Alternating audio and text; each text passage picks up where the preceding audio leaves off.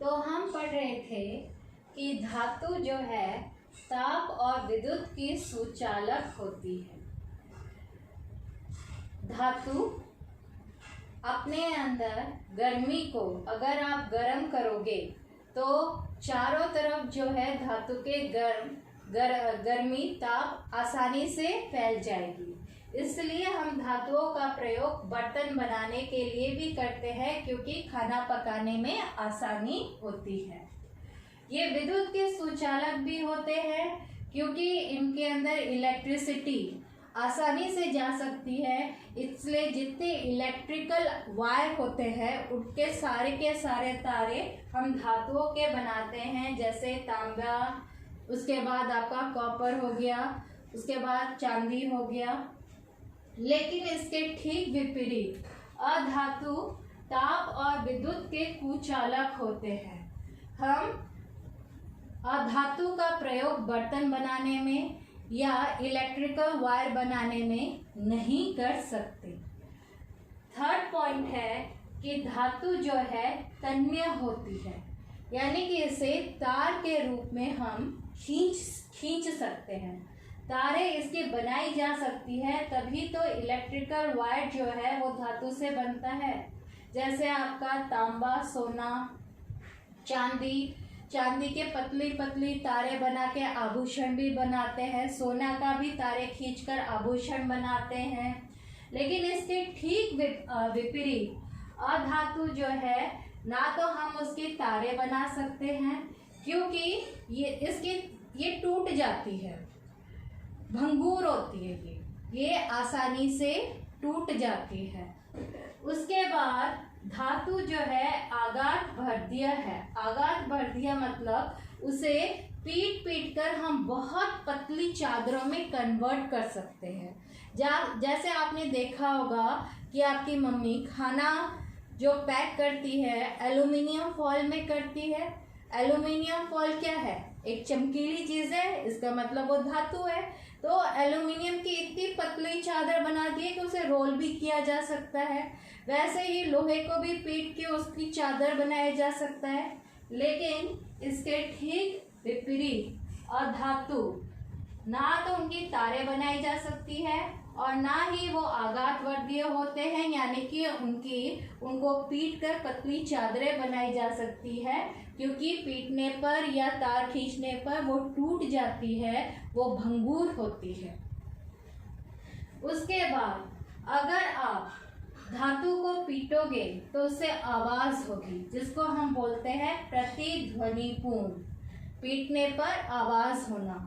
आपने देखा होगा कि आपके स्कूल में जो बेल लगा होता है वो पीतल का बना होता है, और उसको पीटने पर हथौड़े से कितने जोर से आवाज होती है, ताकि पूरे स्कूल में सुनाई दे बेल की आवाज। इसके ठीक विपरीत अधातु प्रतिध्वनि पूर्ण नहीं होते, यानी कि उनको पीटने से किसी तरह की कोई आवाज नहीं आती, बल्कि पीटने पर वो टूट जाएंगे।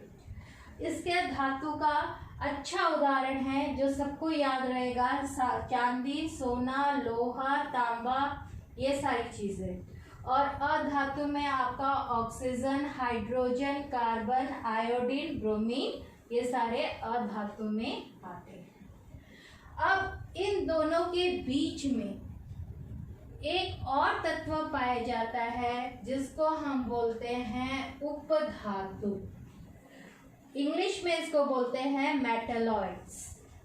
इनमें कुछ गुण जो होते हैं वो धातु के होते हैं और कुछ गुण जो होते हैं अधातु के होते हैं और कुछ गुण उसके अपने होते हैं।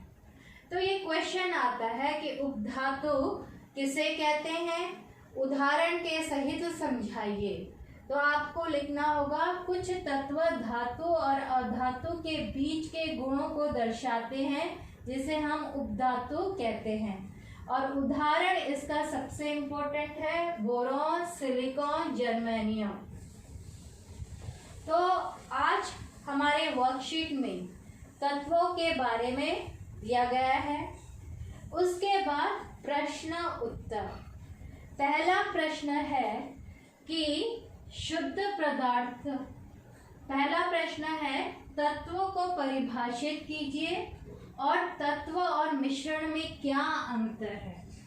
तो तत्व का परिभाषा यहाँ पर लिखा हुआ है और मिश्रण से किस प्रकार ये भिन्न होता है। मिश्रण शुद्ध पदार्थों से मिलकर बना होता है जबकि तत्व एक शुद्ध पदार्थ है। उत्तर प्रश्न 2 था कि एल्युमिनियम जो है उसको हम खाना पकाने के लिए उसके बर्तनों का यूज क्यों करते हैं। तो एल्युमिनियम एक धातु है, इसीलिए वह ताप का सुचालक है और इसीलिए हम इसके बर्तनों का प्रयोग खाना बनाने के लिए करते हैं।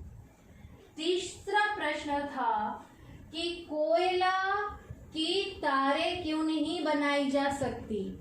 कोयला जो है कार्बन से बना होता है और कार्बन एक अधातु है। अधातु तन्य नहीं होते, यानी कि उसकी हम तारें नहीं बना सकते। तार बनाने पर वह टूट जाते हैं। चौथा प्रश्न है कि आघात वर्ध्यता और तन्यता को परिभाषित कीजिए। तो आघात वर्ध्यता होती है कि पीटकर, जब हम धातु को पीटकर महीन चादरें बनाते हैं उसे आघात वर्ध्यता कहते हैं, जैसे आपका सोना, चांदी, लोहा, एल्युमिनियम। और तन्यता होती है वह धातु जिनको खींचकर उनकी तारें बनाई जा सकती है। इसमें भी आपका आ जाएगा चांदी, सोना, तांबा, लोहा। तो ये जो थे वर्कशीट के प्रश्न उत्तर थे। इसे आप अपनी साइंस की नोटबुक में कर लेंगे। तो फ्राइडे को फिर से मिलते हैं। फ्राइडे में हमारा वर्कशीट 9 में हम यौगिकों के बारे में पढ़ेंगे। Thank you.